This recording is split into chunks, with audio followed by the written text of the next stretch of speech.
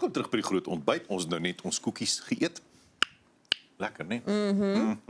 Ons het vanmôre die voorreg om te gesels met Luanel. Sy is 'n sangeres wat nou haar nuutste enkelsnit getiteld Ek en jy bly oor onlangs die lig laat sien het en ons kuier 'n bietjie en vind bietjie meer uit wie is sy en dis meer. Goeiemôre Luanel. Goeiemôre, hoe gaan dit? Baie goed, dankie. Welkom by die groot ontbyt. Baie dankie, dis 'n baie groot voorreg om julle te join vandag. Ek's net baie hartseer, ek het nie 'n brownie gekry nie. Byt vas? Daar's twee bakke. Ja. Twee bakke se brownies. Ons gaan vir jou 'n bietjie gee. Hoorie, so kom ons praat 'n bietjie oor waar het jy begin met musiek? Is dit een van daai stories van die juffrou by die skool? Eintlik glad nie. So ek het van jongs af al is ek ongelooflik mal oor musiek. Elke keer as die familie oorkom, dan moet ek 'n liedjie sing. En in 2017 het ek my liefde vir musiek so klein bietjie verder gevat. Ek het bietjie begin sing by karaoke aande en goedjies soos dit en toe begin ek die regte mense ontmoet en hulle sê toe vir my wat se paadjie ek moet begin volg. En toe kom dit uit dat ek in 2019 my heel eerste album vrystel met die naam van My First Step. Maar hy het net Daxnet opgehad. So dit was 'n interessante storie gewees. En toe in 2019 toe neem ek my heel eerste oorspronklike snit op. Wow. So dit is maar waar my musiekloopbaan begin het. As jy nou praat van 2019, jou eerste album, maar soos jy nou genoem het ook van jongs af is jy nou al besig met musiek. Hoe lyk jou reis sover? Hoe het jy gegroei as kunstenaar deur die laaste paar jare? Verskriklik baie. Kyk, om die skakeling te maak van jong kunstenaar na kan ek sê volwasse kunstenaar toe is 'n ongelooflik rarig. Dit is insane. En ek moet sê ek het ook baie geleer oor jare. Van kleins af al, jy was half meer beskerm omdat jy so jonk was. Veral met my ouers. Hulle speel 'n groot rol in my loopbaan. En nou dat ek meer die volwasse mark begin betree, nou begin jy half vir jouself te begin beklei. Okay. Ja. So ek moet sê ek het baie dinge geleer met my reis tot hierheen toe. Wat geniet jy die meeste van die musiekindustrie? Ek dink die mense, om eerlik te wees. Baie mense raak baie vinnig geïrriteerd met mense, maar ek's 'n mens. So ek's lief vir drukkies uitdeel en goed soos dit en as ek sien iemand geniet hulle self, dan is ek in die wolke. Ek geniet dit verskriklik om te sien hoe 'n persoon my musiek geniet. Jy sê nou, jy's 'n mens. Wat is vir jou die lekkerste deel van musiek? Is dit op die verhoog wees en vir mense sing of geniet jy dalk die ateljeewerk, daar waar jy kan die fyn werk presies doen voor die mikrofoon en die saamstelling daarvan of gaan dit oor die konseptualisering en die verwerking van lekker nuwe idees vir musiek? Kyk, al drie van daai is elkeen heeltemal 'n aparte kategorie, as ek dit so kan stel. So ek kan nie regtig een uit dit uitkies nie, want almal kom by mekaar om een groot produk te maak. Jy kan nie sonder die ateljeewerk op die verhoog klim met jou eie musiek nie. Maar as ek moet kies, dink ek dit sou wees om 'n liedjie te kry tot by 'n ateljee toe. Dis regtig Daai oorspronklike kreatiwiteit. Presies dit en al daai koppe wat by mekaar kom om hierdie liedjie 'n sukses te maak. Ek dink dit is die lekkerste deel vir my. Is daai saamwerk en samesyn wat jy kry wanneer 'n liedjie gemaak word. As jy nou dink, wat jy het gepraat van jy het baie Daxnette gedoen op die eerste album en toe uiteindelik jou eie oorspronklike liedjie geskryf. Daai oomblik wat jy hoor jou oorspronklike lirieke teruggesing. Wat gaan deur mense kop? Wat is daai gevoel?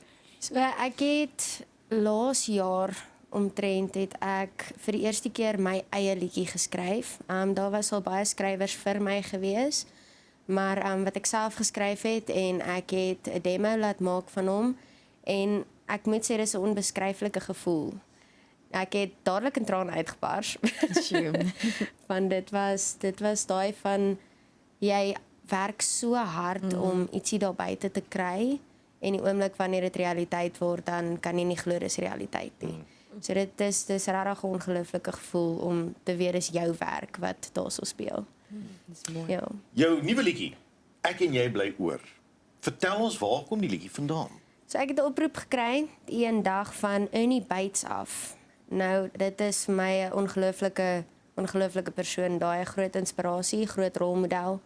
En my bel ons die een dag en hy sê vir ons, ek het vir jou 'n liedjie. En ek smeek hom op daai stadium al 6 jaar om vir my 'n liedjie te skryf.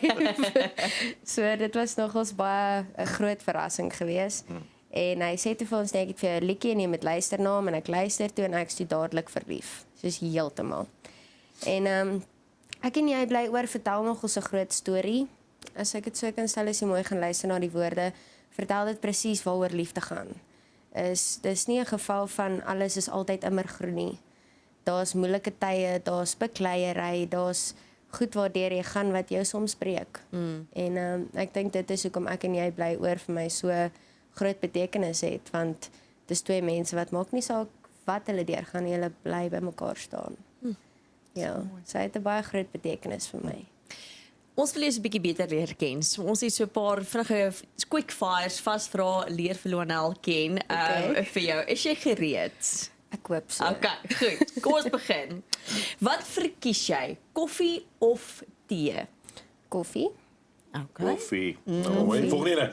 Vroegoggende of laataande? Ek is 'n nagklub manager, so laat Jy's aan. ou. Ek's 'n naguil.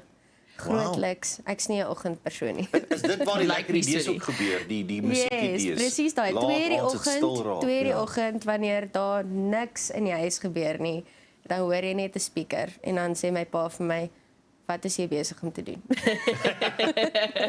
So dis daai laat aande. Dis dat. Ja. Verkies jy tekkies of hoë hakke? Tekkies. Ek is mal oor 'n hak, Ja. maar tekkies is my nommer 1. Okay. Somer of winter? Somer, want ek's 'n waterpersoon. Okay. Boxen. Maak sin. Stadlewe of platteland? Platteland, definitief. Die stad is vir my te besig. Ek like stilte. Okay. Waar kom jy? Boksburg. Boksies. Ja. Ja, in Ja. groen boksies. Hoorie, skryf jy eerste as jy begin skryf jy eerste die lirieke of die melodie? Die lirieke. Want dit gaan vir my op daai stadium, jy het 'n idee in jou kop, maar dan skryf jy die lirieke want op daai stadium gaan dit vir my oor hoe ek voel. As ek 'n sterk emosie ervaar, dan skryf ek gewoonlik. Okay. So dis gewoonlik eers die lirieke. Soetappies of soutappies? Dat is 'n baie moeilike vraag. As ek moet kies, soet, Ja. maar ek het nie 'n probleem met 'n soutappie nie. Glad nie. Alles. Ja. Jennifer gesê, ek ken nie hierdie vrouens nie, maar Jennifer sê ek moet hierdie ou vrouens vra. Beyoncé of Taylor Swift? Ek is full on 'n Taylor Swift fan. Nie die single list. Nee, ek moet sê Taylor Swift se reis is Ja. vir my baie inspirerend. Dis alrede hoekom ek ongelooflik mal is oor haar. Ek het bietjie gaan oplees en bietjie meer ondersoek ingestel oor haar loopbaan tot dusver toe en ek moet sê Taylor Swift deur en deur. Lonel, wat lê vir jou voor in 2026? Hoopelik nog meer enkelsnitte. Daar is klaar in die pipeline wat ek self geskryf het en dan enetjie wat ek saam met my pa geskryf het.